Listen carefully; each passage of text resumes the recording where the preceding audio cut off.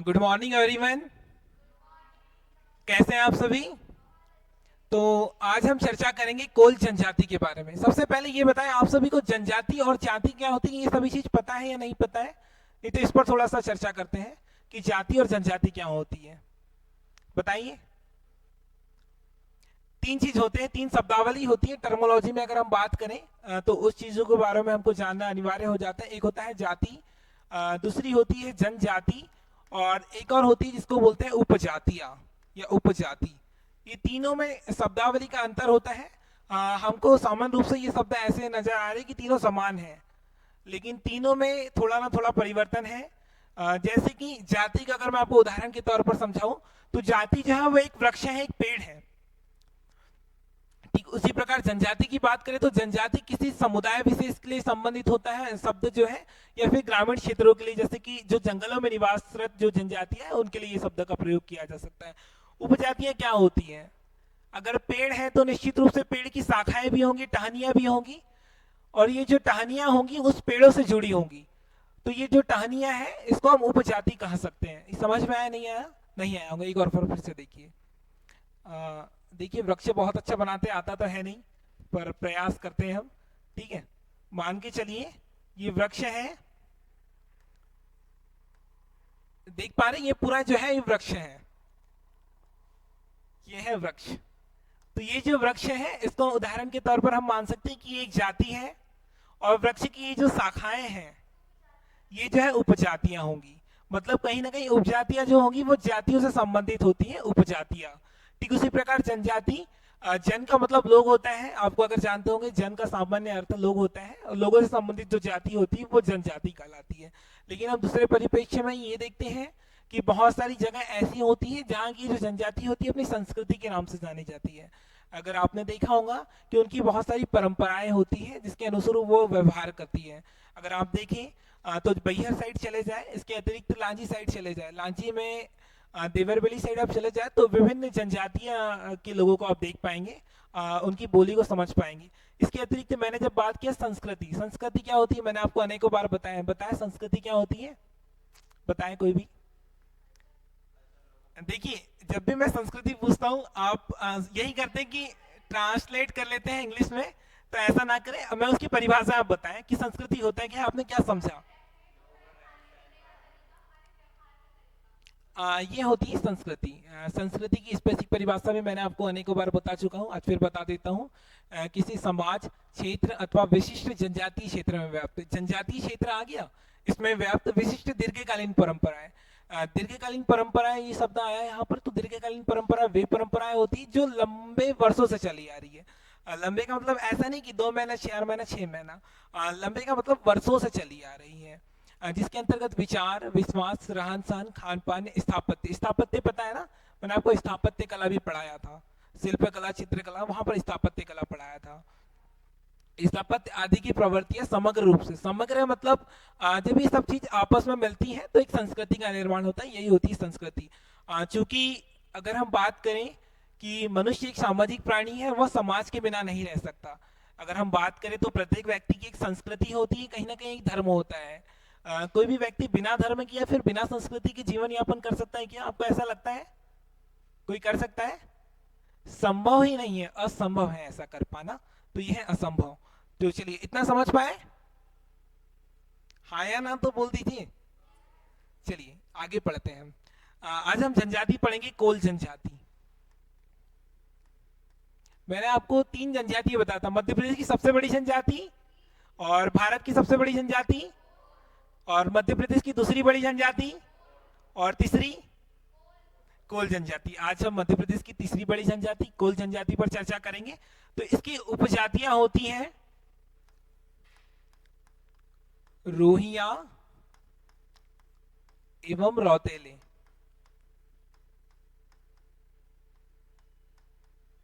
ये इसकी उपजातियां होती हैं, लिख लीजिएगा।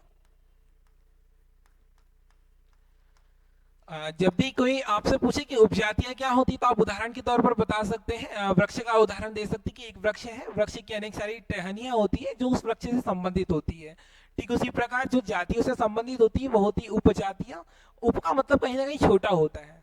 ये चीज देखी जाती है कि ऊपर जो हेड होता है वो मुखिया होता है, और ये जो होते हैं उपजातियां, उपजातियां और उपनाम दोनों में अंतर होता है। क्योंकि आपने सरनेम की बात कही, तो सरनेम को उपनाम कहा जाता है। कभी भी आप देखे होंगे कोई भी फॉर्म वगैरह, ये सरनेम सुने। देखिए जैसे कि मैं उदाहरण के लिए बता दूं, तो बहुत सारे इसमें सरनेम जो होती है वो उपजातियां भी होती है, स्वयं में उपजातियां होती है, बिल्कुल वो भी एक उपजाति है। लेकिन कहीं ना कहीं ये कह पाना कि ये जो है सरनेम है, हो सकती है, लेकिन सिर्फ सरनेम है ये कह पाना, या फिर सिर्फ उपजाति है ये कह पाना आज के इस समय अनुचित होगा।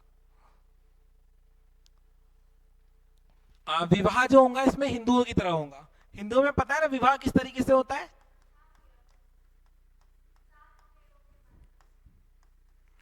7 पैरों की, बताए, 7 फेरे लिए जाते हैं। चलिए बहुत अच्छे, 7 फेरे, हाँ यही बताए, 7 फेरे ही क्यों लिए जाते हैं, इसका कुछ पता है? आपके एक, चलो 7 जन्म, हाँ 7 जन्म के 7 दिन के तो लिए जाते हैं हिंदू परंपरा के अनुसार। लेकिन 8 फेरे 9 फेरे भी तो हो सकते हैं, कम भी हो सकता है, लेकिन 7 ही क्यों? 7 प्रकार के वचन होते हैं, ऐसा नहीं है, वचन तो अनेक प्रकार के हो सकते हैं, जरूरी है 7 भी प्रकार के होंगे। 7 अजूबे, चलिए इसकी परिकल्पना बहुत तरह तरह से कर सकते हैं। चूंकि आपने कहा 7 अजूबे, बहुत सारी चीज हो सकती है, तो कहीं ना कहीं ये हो सकता है। देवता इसके दो होते हैं, एक होते हैं ठाकुर देव और दूसरा होता है सूर्य देव। नीचे दिखेगा, हाँ बता रहा हूँ, एक मिनट, देवता लिख लीजिए, ठाकुर देव और होता है सूर्य देव। अब बात करते हैं आपने जो कि 7 ही फेरे क्यों होते हैं। इसके पीछे 2 रीजन होता है। कहीं ना कहीं ये देखा जाता है कि 7 का कोई तोड़ नहीं है। तोड़ नहीं है मतलब पता है आपको कैसा? मतलब ऐसा कहा जाता है कि 8 जो आती है वो सम संख्या आती है, कहीं ना कहीं डिवाइड हो जाती है, वर्गीकृत हो जाती है, इसलिए जो 7 होता है उसको माना जाता है। 9 को भी कर सकते हैं, लेकिन 9 जो होती है 3 से विभाजित होती है, अगर आप पता करें तो। 7 किसी से होती है, और 3 जो होता है एकदम कम हो जाता है। आप बोलेंगे 3 भी नहीं होती, लेकिन 3 एकदम कम हो जाता है, उतना कम तो नहीं होते वचन। 5 भी नहीं होता, लेकिन 5 भी बहुत कम हो जाता है, इसलिए 7। और 7 को फिर अलग अलग तरीके की लॉजिक से देखा जाता है, अलग अलग दृष्टिकोण से देखा जाता है। चूंकि 7 वचन भी होते हैं, उन्होंने सही कहा, मतलब अलग अलग धार्मिक दृष्टिकोण से अलग अलग मान्यता के अनुसार उस चीज को देखा जाता है। समझ पाए इतना कि देवता 2 होते हैं, ठाकुर देव और सूर्य देव। आपने देख, हाँ समझ नहीं। श्री राम का उल्लेख है, उनका पूजन होता है, लेकिन मुख्य रूप से जो इन लोग जो पूजा करते हैं, ये ठाकुर देव और सूर्य देव की करते हैं।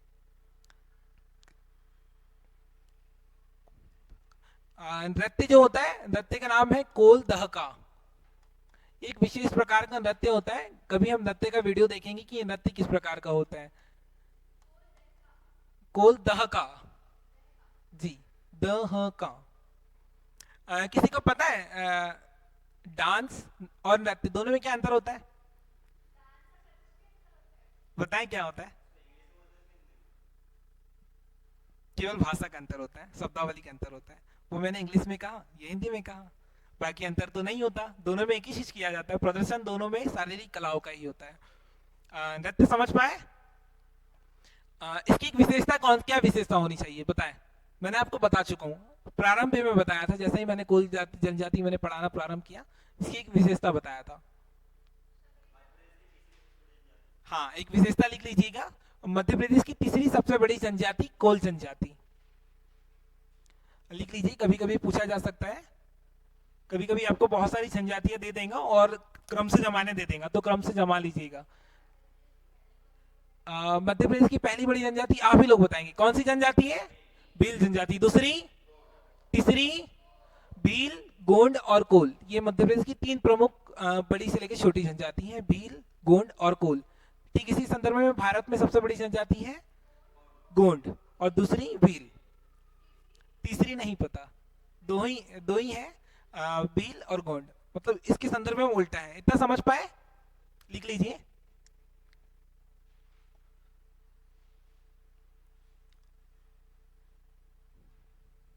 इसमें जो पंचायत है, एक टर्मोलॉजी लिख लीजिए, पंचायत को गोहिया कहा जाता है। क्या कहा जाता है? पंचायत को गोहिया कहा जाता है। गोहिया नहीं दिखेगा तो बता दीजिएगा।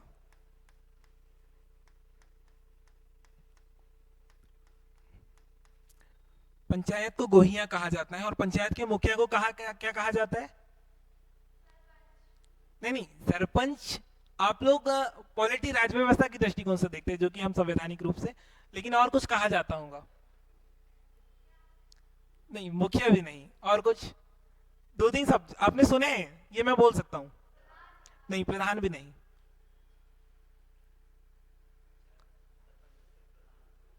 और थोड़ा जनजातीय दृष्टिकोण से सोचिए, आप सोच पाएंगे। नहीं, सरदार भी नहीं। सोच पाएंगे? थोड़ा सोचिए, पीछे वाले भी सोचिए, आप सोचते नहीं है। इन्हें सोचे, गलत बताए कोई दिक्कत नहीं, सोचने से कहीं ना कहीं हमारी। बता सकते कोई?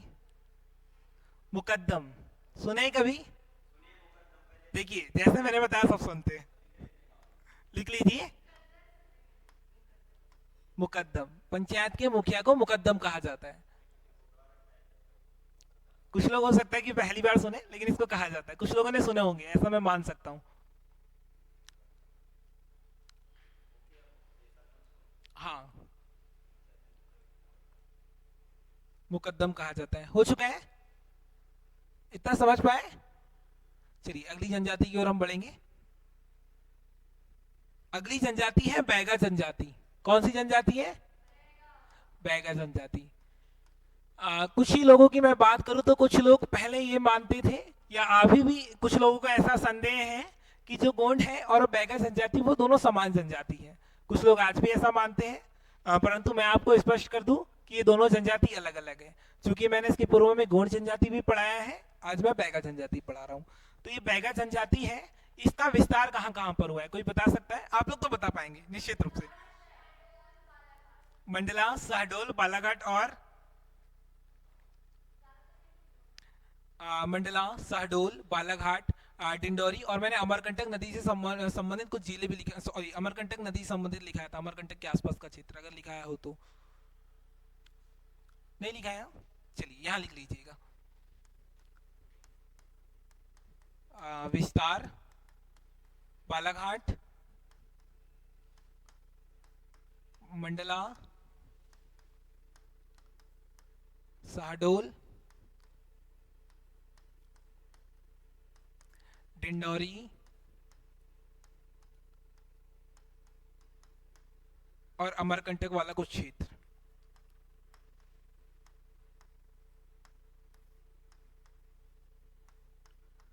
यहाँ पर जो है बैगा जनजाति अधिक मात्रा में पाई जाती है। मतलब जो है यहाँ पर जो बैगा समुदाय के लोग हैं वो आपको बहुत संख्या में आपको देखने को मिल सकते हैं।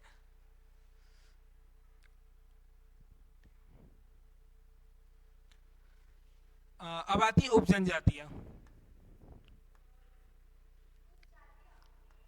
उपजातियां, बिल्कुल।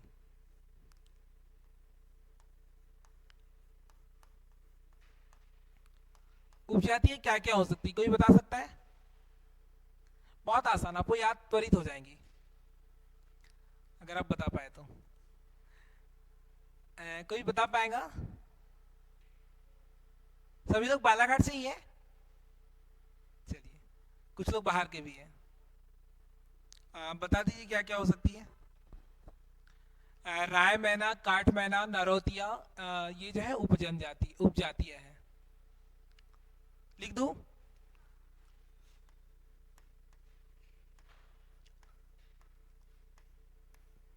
जब भी देखिए कई बार ये पूछा जाता है कि उपजातियां क्या होती हैं, उपजनजातियां क्या होती हैं, जातियां क्या होती हैं, तो कभी भी अगर आपसे कोई पूछे तो इसकी परिभाषा आप बता पाएंगे नहीं बता पाएंगे, ये मुझे बता दें, तो फिर हम दूसरे तरीके से जानेंगे। ऐसा कुछ नहीं, तरीके बहुत सारे हैं, जान पाएंगे आप। नहीं बता पाएंगे?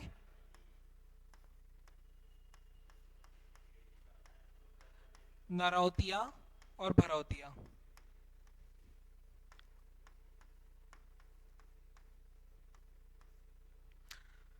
लिख लीजिए, राय मैना, काठ मैना, नरौतिया और भरौतिया। देख पा रहे हैं ना?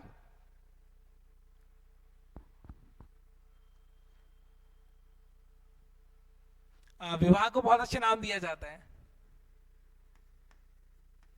पता है क्या? लम सेना। जी,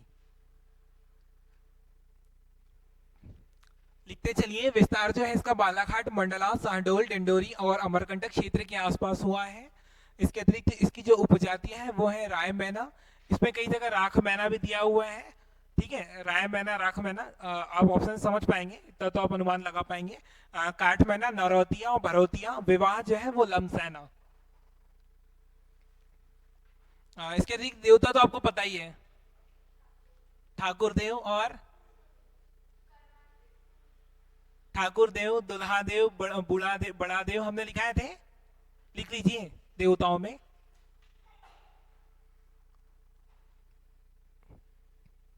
ठाकुर देव, बूढ़ा देव और दुल्हा देव। ठाकुर देव, बूढ़ा देव और दुल्हा देव। बूढ़ा देव,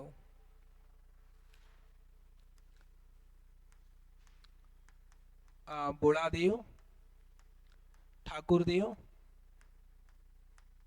और दुल्हा देव।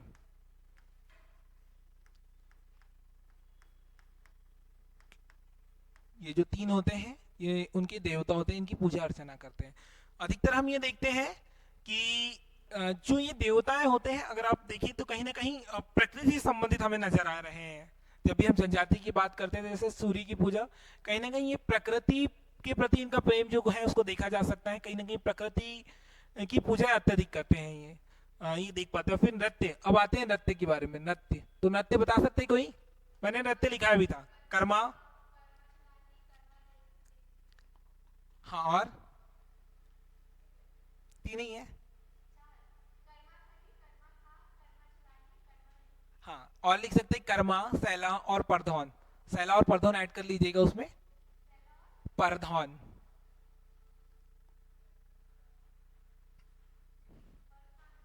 परधौन, देख पा रहे? जी, ऐड कर लीजिएगा।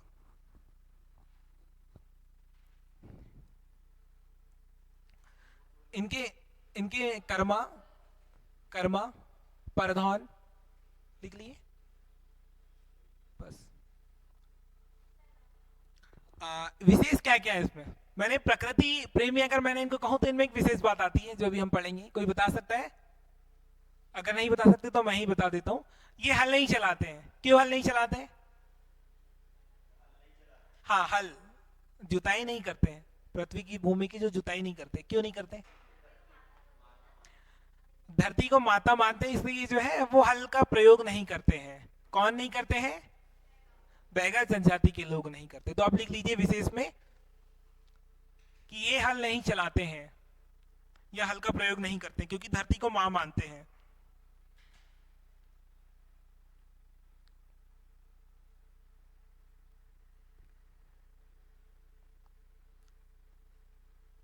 इनका जो भोजन है वो है बांसी, पेंच और बियारी। हाँ, वही वही। इसका समय लिख लीजिएगा। सुबह, सुबह, दोपहर और ये लिख सकते हैं शाम। ये इनका भोजन है। ठीक है, तीन है, बांसी, पेंच और बियारी। बियारी, बिरयानी नहीं। बिरयानी नहीं, बियारी। हाँ, लग रहा है आप लोग बिरयानी बहुत याद आ रही है आप लोगों को। नहीं दिखेगा तो बता दीजिएगा, है ना, मैं फिर से लिख दूंगा।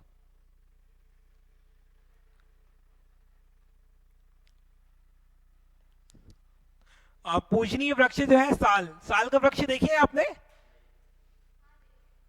किसी ने नहीं देखा? हाँ, बालाघाट में आप चले जाइए, बजरंग घाट, गांगुलपारा, इन सभी जगह चले जाएंगे तो आप देख पाएंगे साल के वृक्ष को बहुत ही आसानी से। वृक्ष देखना चाहिए। घूमे नहीं बालाघाट क्या? नहीं घूमे? ये जो साल का वृक्ष है वो कोष्टक में लिख लीजिए, बुढ़ादेव का निवास स्थान, ऐसा उन लोग मानते हैं। जो साल वृक्ष जो है, प्रमुख वृक्ष वो है साल, ये साल। अब कोष्टक में लिख लीजिए बुढ़ादेव का निवास स्थल। हाँ, नहीं नहीं, कुछ लोग बड़ा देव बूढ़ा देव कुछ लोग एक ही मानते हैं। हाँ, बूढ़ा देव कहें बड़ा देव कहें वही है जी। हाँ, इसके जो प्रमुख व्यक्ति उसको कुछ कहा जाता है, मैंने आपको बहुत अच्छे से बताया था, ये मुझे अभी भी याद है। क्या कहा जाता है बता दीजिएगा। इसके प्रमुख व्यक्ति को क्या कहा जाता है? ओझा। क्या कहा जाता है? ओझा जी। ओझा कौन है? हाँ बिल्कुल, ओझा। हाँ, ओझा कहा जाता है इसके प्रमुख को। प्रमुख व्यक्ति को लिख लीजिए, प्रमुख व्यक्ति ओझा कहलाते हैं।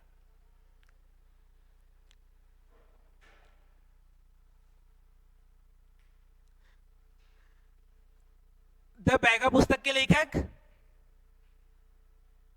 कौन है? यही लिख लीजिए, बताया था, द बैगा पुस्तक के लेखक। कॉफी ना पलटाइए, कॉफी पलटा के तो बता ही देंगे पक्का कि मैंने एक और कुछ लिखाया था। तो टीवी नायक कौन थे जब बेरियर एल्विन है? तो हाँ, लिख लीजिए, द बैगा पुस्तक के लेखक है बेरियर एल्विन।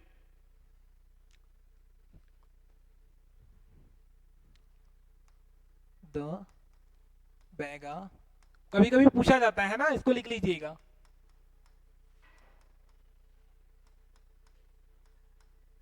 Barrier Alvin.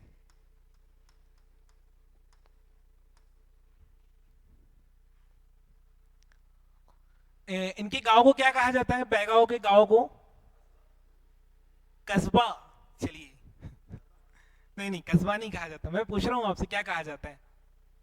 बैगाओं के गांव को क्या कहा जाता है? गांव क्या होता है पहले पता है कि नहीं, ये बताइए। जहां लोग निवास करते वो गांव कहलाता है। सिर्फ ये कहना, सीमित क्षेत्र तक गांव कहलाता है। संतुष्ट है आप ये सभी लोग इनकी? गांव में डेवलपमेंट नहीं होता है। मैंने बहुत सारे ऐसे गांव बता सकता हूँ जहां पर बहुत अच्छा डेवलपमेंट है, आप उसकी काबिल तारीफ करेंगे। हम्म?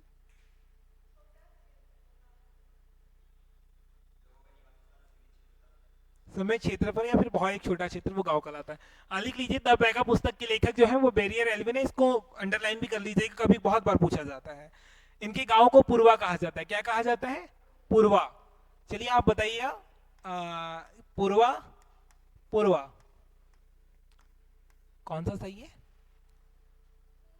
जी? लग रहे हैं जी, दिशा की दृष्टिकोण से आप बोल रहे हैं। आ, लेकिन जो गांव को पूर्वा कहा जाता है वो ये पूर्वा नहीं है, ये पूर्वा है, लिख लीजिएगा।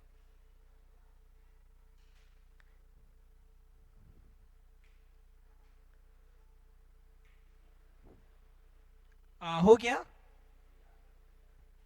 चलिए, इतना समझ में आया नहीं आया पहले ये बता दीजिए। आ रहा है ना? अब कौन सी जनजाति पढ़ेंगे हम? भारिया हो चुकी थी, थोड़ी सी हुई थी। विस्तार कहाँ कहाँ पर है भारिया जनजाति का? छिंदवाड़ा, सिवनी और मंडला, लिख लीजिए। भारिया लिखते हैं ना, जो नहीं आया तो वो भी लिख लीजिएगा। भारिया, विस्तार, छिंदवाड़ा, और छिंदवाड़ा में भी कहां पर? पाटालकोट। यहां कोई गया है?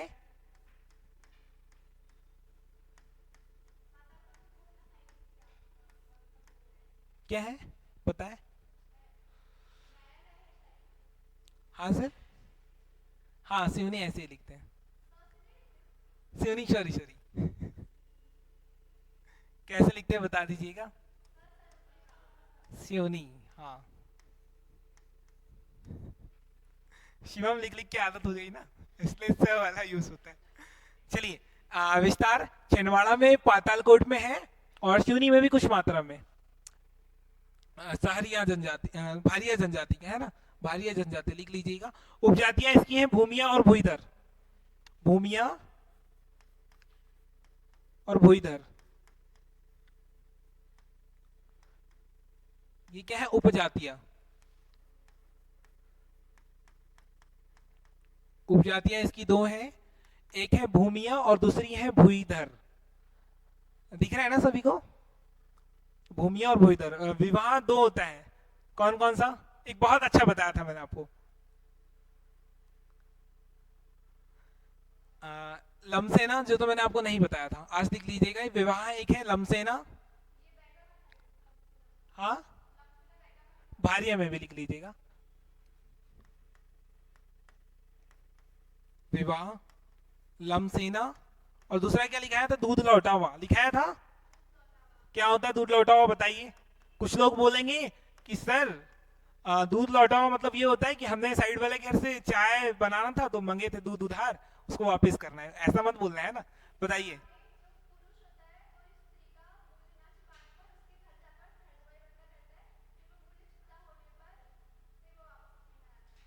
अकेला आता है, चलिए बिल्कुल। समझ पाए दूध लौटा हुआ क्या होता है। इसमें दहेज क्या होता है, आप मान, हाँ चलिए यहाँ अभी स्पष्ट कर लेते हैं। आप सभी मानते हैं कि दहेज एक कुप्रथा है, मानते हैं। सही है गलत है, क्या लगता है आपको, आपकी दृष्टिकोण से, मेरे दृष्टिकोण से नहीं पूछ रहा हूं मैं, बताए।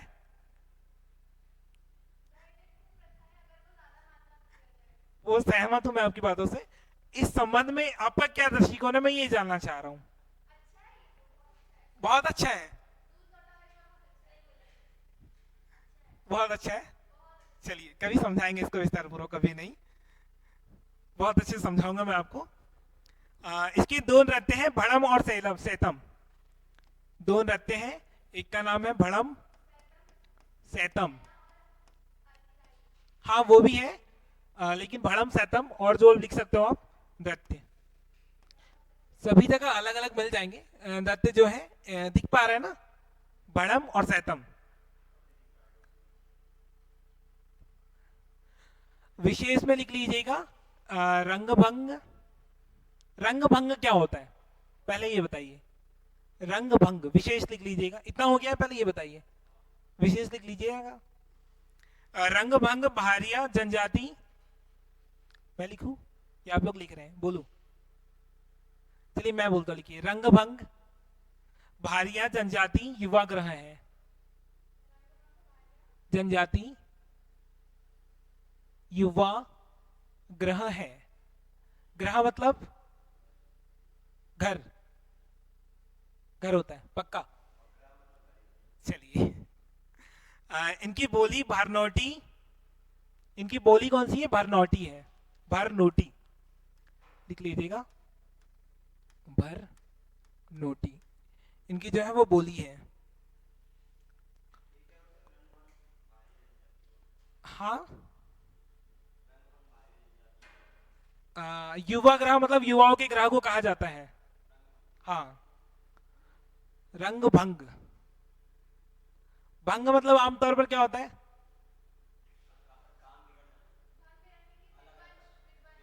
विध्वंस मतलब एक, विध्वंस का एक और अर्थ होता है ध्वस्त करना, समाप्त करना, होता है नहीं होता। भंग का मतलब ये भी होता है समाप्त, तो ये है रंग और भंग, तो ये है रंग भंग जो है। आप भारनौटी आप लिख लीजिएगा। एक और लिख लीजिए, भारिया राजा कर्णदेव को पूर्वज मानते थे, राजा कर्णदेव, राजा कर्णदेव, पूर्वज पता है किसी को क्या होता है, भारिया जो जनजाति के लोग हैं राजा कर्णदेव को अपना पूर्वज मानते हैं।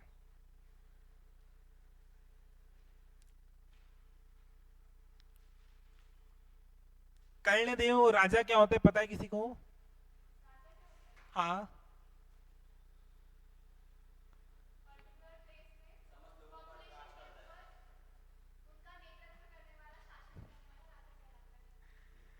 नेतृत्व करने वाला शासक राजा कहलाता है, सिर्फ और सिर्फ ये कहना मुझे लगता है राजा की परिभाषा में थोड़ा गलत हो सकता है, पूर्ण रूप से गलत नहीं होगा, कुछ हद तक गलत हो सकता है।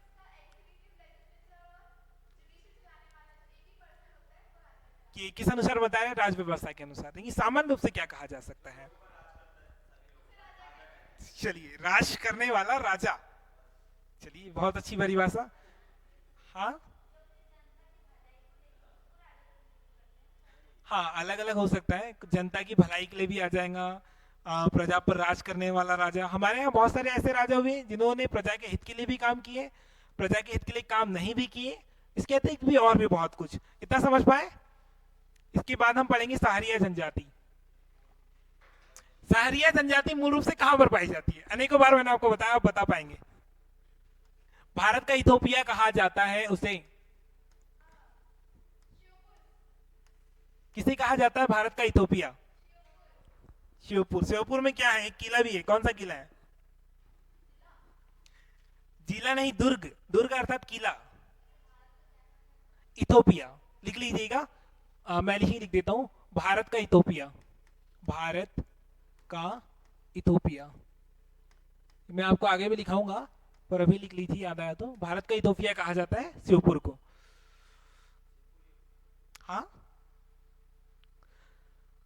ये जो भारत का इथोपिया कहा जाता है, इसमें सबसे ज्यादा जनजाति कौन सी निवास करती है? सहारिया जनजाति। सहारिया जनजाति का बाहुल्य क्षेत्र कहा जाता है, वो है शिवपुर। शिवपुर जी। कौन से संभाग में आता है ये? कौन से संभाग में आता है? सतना। ग्वालियर। ग्वालियर में 5 ही जिले आती है, ग्वालियर, गुना, अशोकनगर, शिवपुरी और दतिया। आपकी जानकारी के लिए बता दूं। कौन से संभाग में आता है शिवपुर? सबसे छोटा संभाग। किस में आता है? सोच के बताइए थोड़ा। पक्का? हाँ, चंबल में ही आता है। भिंड, मुरैना और शिवपुर। इतना हो गया। भारत का इथोपिया कहा जाता है। साथ ही साथ सहारिया जनजाति का बाहुल्य क्षेत्र। बाहुल्य क्षेत्र क्या होता है? हाँ बिल्कुल, बाहुल्य क्षेत्र यही होता है। विस्तार कहाँ कहाँ पर है? उत्तरी मध्य प्रदेश और ग्वालियर के क्षेत्र में। उत्तरी मध्य प्रदेश पता है शिवपुर कहाँ पर पाया जाता है? उत्तर में। तो लिख लीजिएगा उत्तरी विस्तार।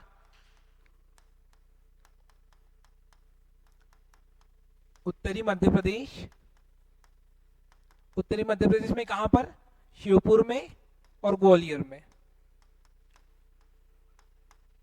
ग्वालियर में कौन कौन से जिले आते हैं? जी हाँ जी। ग्वालियर, गुना, अशोकनगर, शिवपुरी और दतिया। इतना हो चुका है विस्तार। उत्तरी मध्य प्रदेश, शिवपुर और ग्वालियर। और उत्तरी मध्य प्रदेश क्यों लिखा है पता है ना? क्योंकि शिवपुर जो है, अगर आप मध्य प्रदेश का मैप देखेंगे, मानचित्र देखेंगे, तो आप ऊपर में देख पाएंगे। और दिशाएं तो मैप के अनुसार पता ही होंगी आपको, ईस्ट वेस्ट नॉर्थ साउथ। हो गया। विवाह जो होता है हिंदू रीति रिवाज के अनुसार होता है। लिख लीजिएगा, हिंदू रीति रिवाज के अनुसार विवाह होता है। हिंदू रीति रिवाज के अनुसार जो होता है, इनका विवाह होता है। देवता कौन कौन से हैं? देवता कौन कौन से? एक है भैरम देव, दूसरा है सीता माता और तीसरा है दुर्गा माता। लिख लीजिएगा, भैरम देव जी।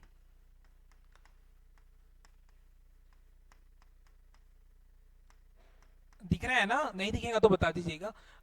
लिख लीजिएगा भैरम देव, सीता और दुर्गा माता। ये इनको इनकी पूजा करते हैं।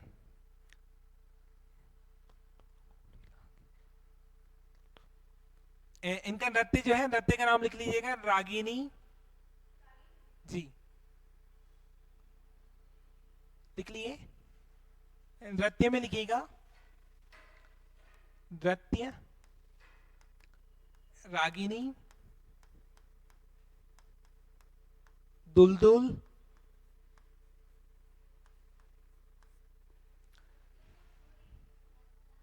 हाँ हाँ, घोड़ी। घोड़ी वो भी है, आगे आप पढ़ेंगे। दुलदुल घोड़ी साथ में ही है। और एक होता है लहंगी। लिख लीजिएगा।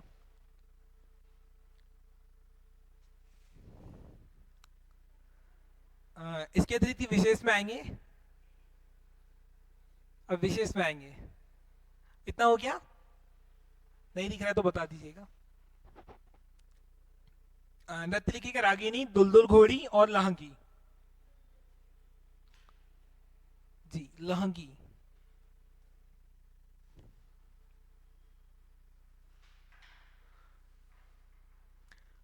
विशेष रूप से लिख लीजिएगा सर्वाधिक कुपोषित है विशेष में।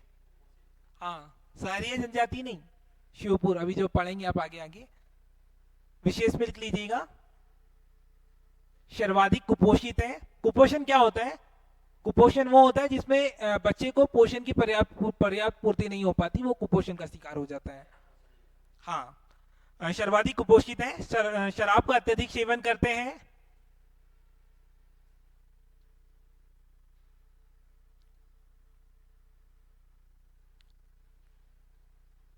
इसलिए मध्य प्रदेश के श्योपुर शराब का अत्यधिक सेवन करते हैं, इसलिए मध्य प्रदेश की श्योपुर। कोष्टक में लिख लीजिएगा भारत का इथोपिया। सहरिया जिला का बाहुल्य क्षेत्र लिख लीजिएगा। लिख लिए? क्या लिखे बताएं? इथोपिया। सहरिया जनजाति का बाहुल्य क्षेत्र भी है।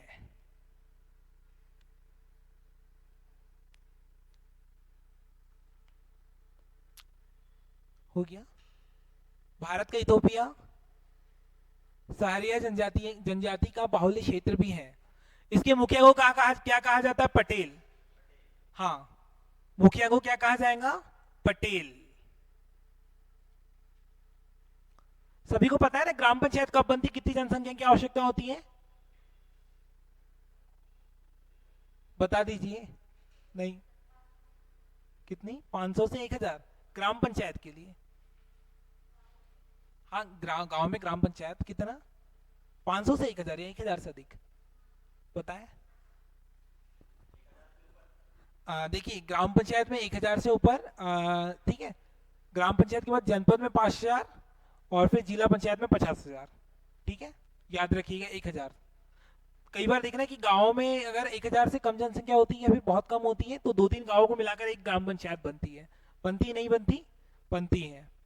और नगर पंचायत में उतनी जो जनसंख्या गांव की रहती है उतनी एक वार्ड की होती है। क्योंकि नगर पंचायत कब बनती है पता है? कब बनती है? नगर पंचायत में है 5000। 5000 से अधिक जनसंख्या होना चाहिए तब नगर पंचायत बनेगी। उसके बाद नगर पंचायत के बाद क्या आता है? नगर पालिका। नगर पालिका में 50,000 से अधिक जनसंख्या। और फिर उसके बाद क्या आता है? नगर निगम। नगर निगम में कितनी? 1 लाख से अधिक। नगर निगम कितने हैं वर्तमान में मध्य प्रदेश में? कोई बता सकता है? कोई भी? कोई भी? 17 वर्तमान में भिंड में भी बन गए ही नगर निगम। इतना हो गया। एक और क्वेश्चन कभी कभी पूछा जाता है, सहरिया जनजाति का संग्रहालय केंद्र कहां पर है? तो कहां पर है? श्योपुर में। लिख लीजिएगा सहरिया जनजाति संग्रहालय केंद्र श्योपुर।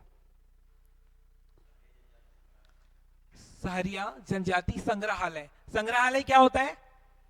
मैं आपको एक एक शब्द भी बताता हूं। बिल्कुल, संग्रहालय। और अधिकांश जो सहरिया जनजाति के लोग हैं वो क्षय रोग से ग्रस्त हैं। क्षय रोग पता है? क्षय रोग क्या होता है? और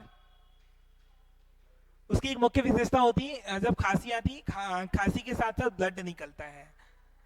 हाँ तो लिख लीजिएगा अधिकांश सहरिया जनजाति के लोग क्षय रोग के शिकार हैं या क्षय रोग से ग्रस्त हैं। शिकार लिखना अनुचित होगा, ग्रस्त लिखिए। ग्रस्त का मतलब पीड़ित। शिकार कहीं ना कहीं मनुष्य की सब टर्मोलॉजी में थोड़ा गलत हो जाएगा। ग्रस्त है लिख लीजिएगा। हो गया इतना? अब छोटी छोटी जनजाति देखते हैं। टाइम तो नहीं हुआ? टाइम देख लीजिएगा। हो गया? एक छोटी सी जनजाति देख लेते हैं। 5-7 जनजाति होती है लेकिन आज एक ही देखते हैं अंतिम। कल देखें क्या आज देखें? एक देख लेते हैं उसके पश्चात। एक जनजाति होती है पनिका जनजाति, सुने कभी? नहीं सुने? जिसने नहीं सुना है उसको आज सुनने का सौभाग्य प्राप्त होगा, जिसने पहले सुन लिया उसके लिए पुनरावृत्ति हो जाएगी पनिका जनजाति को लेकर। किससे? हाँ, पनिका जनजाति पाई जाती सीधी शहडोल वाले जिलों में। लिख लीजिएगा, विस्तार, विस्तार, सीधी और शहडोल वाले क्षेत्रों में पाई जाती है। बहुत ज्यादा नहीं है इसके बारे में, 2 लाइनें बस। क्षेत्रों, सीधी शहडोल क्षेत्र। विशेष क्या है? कपड़े बुनने का कार्य करते हैं। क्या करते हैं? कपड़े बुनने का। कपड़े बुनने वाले को क्या कहते हैं? क्या कहते हैं? सामान्य रूप से क्या कहते हैं? बस ही नाम आता है। बुनने वाले को क्या कहा जाता है? बिल्कुल, बुनकर। ये जो लिखिए मत, यहाँ मैंने सामान्य रूप से बताया। ये जो जनजाति के लोग होते हैं ये कपड़े बुनने का कार्य करते हैं। लिख लीजिएगा, कपड़े बुनने का कार्य करते हैं। कपड़े बुनने का कार्य, बुनने का कार्य करते हैं, ठीक है। और बुनने वाले को क्या कहते हैं? बुनकर। और ये जो है कबीर पंथी होते। कबीर पंथी मतलब पता है?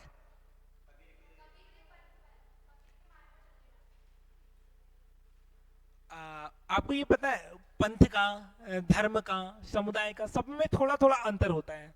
लेकिन हम सामान्य रूप से, हम आम जो जनमानस के लोग हैं वो सभी को एक मानते हैं। मानते हैं नहीं मानते? आप लोग सभी एक मानते हैं, मैं भी एक मानता था, अब नहीं मानता क्योंकि मैं थोड़ा थोड़ा अंतर समझ पाया। हाँ बिल्कुल। तो ये जो है कबीरपंथी होते हैं, लिख लीजिएगा, ये कबीरपंथी होते हैं निर्गुण विचारधारा के उपासक। निर्गुण और सगुण पता है क्या होता है?